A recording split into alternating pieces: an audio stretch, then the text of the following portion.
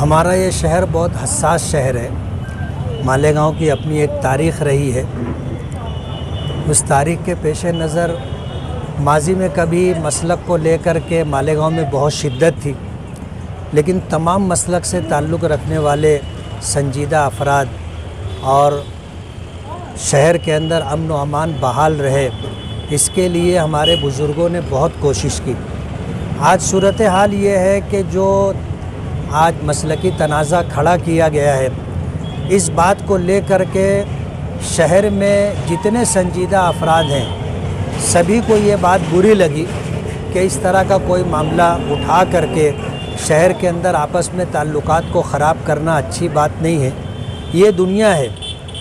کسی شاعر نے کہا ہے کہ چمن میں اختلاف رنگ و بو سے بات بنتی ہے، تم ہی تم ہو تو کیا تم ہو، ہم ہی ہم ہیں تو کیا ہم ہیں۔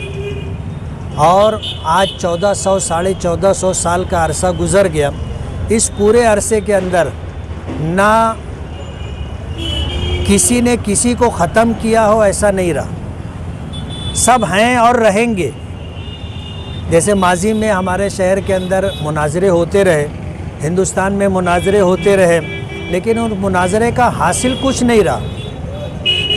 ہار جیت کے بغیر مجلس ختم ہوتی ہے، پیار محبت سے بات شروع ہوتی ہے، معاملے میں شدت آتی ہے، گالی گلوچ تک بات پہنچتی ہے، جھگڑا ہوتا ہے۔ یہ مناظرے کی تاریخ رہی ہے، اور کوئی دیوبندی بریلوی مسلک اختیار نہیں کرتا اور کوئی بریلوی دیوبندی مسلک اختیار نہیں کرتا۔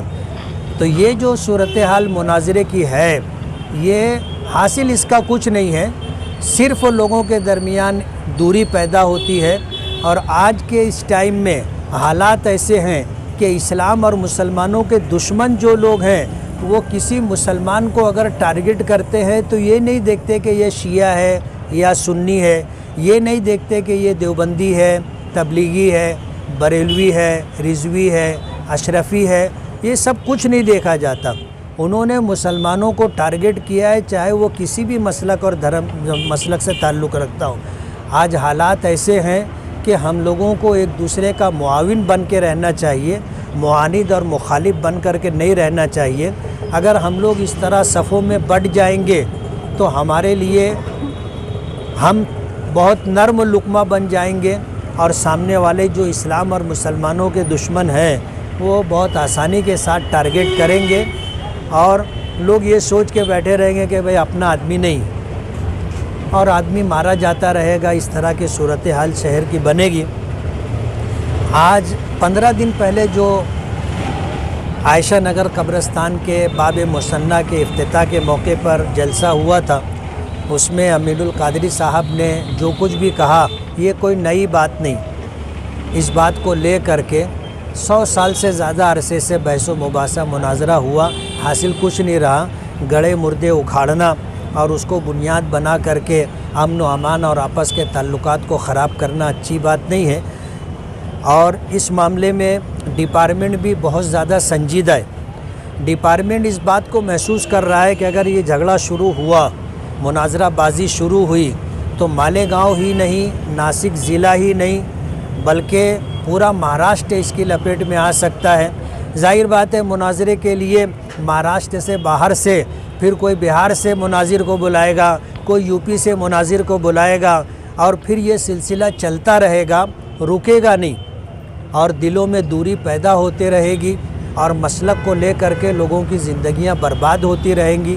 شہر کے سنجیدہ لوگوں کی گزارش یہ ہے کہ دونوں طرف کے لوگوں کو موجودہ ماحول اور حالات کو دیکھ کر کے چلنا ہوگا، کمپرمائز کرنی ہوگی، اور جس طرح مل جل کر کے آج ہم لوگ اسلام اور مسلمانوں کو بچانے کے لیے، اپنے حقوق کو حاصل کرنے کے لیے جد و جہد اور کوشش کر رہے ہیں، وہی صورتحال باقی رہنا چاہیے۔ بسم اللہ الرحمن الرحیم وبہ نستعین۔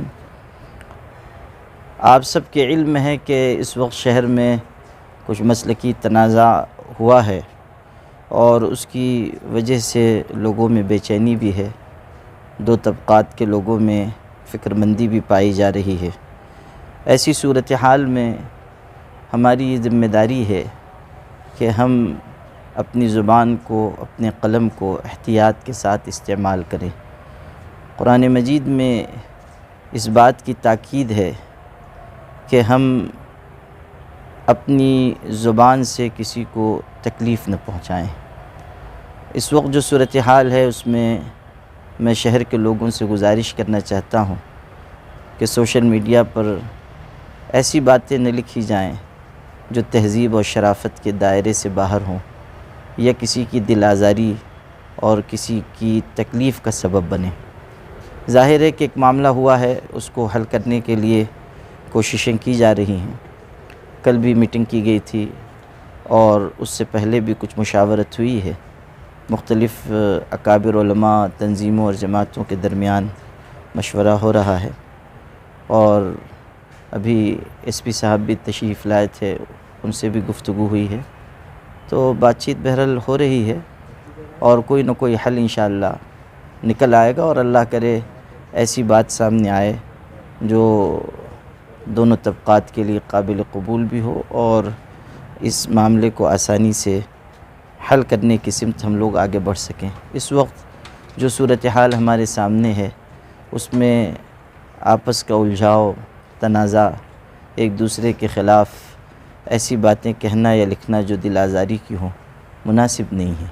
تو اس لیے میں تمام حضرات سے، تمام مسلمان بھائیوں سے گزارش کرتا ہوں کہ وہ تحمل کا مظاہرہ کریں اور اپنی زبان کو، اپنے قلم کو بے قابو نہ ہونے دیں، اس راستے پر چلیں جس کی تعلیم ہمارے آقا حضرت محمد صلی اللہ علیہ وسلم نے دی ہے۔